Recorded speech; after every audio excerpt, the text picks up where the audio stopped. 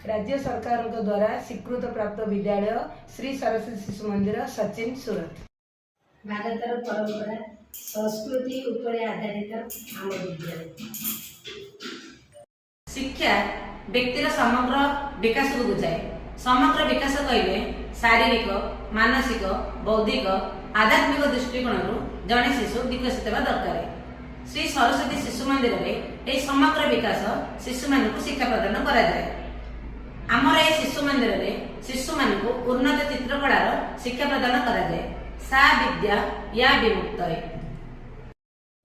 गुरु भक्ति पितृमातृ भक्ति और भाव निर्माण करुवा विद्यालय।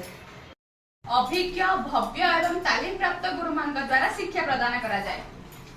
शारीरिक सांस्कृतिक संगीत आध्यात्मिक नैतिक विद्या प्रदान करुवा विद्यालय। एटी आनंददायक क्रियाकलाप माध्यम पाठ पढ़ा जाए।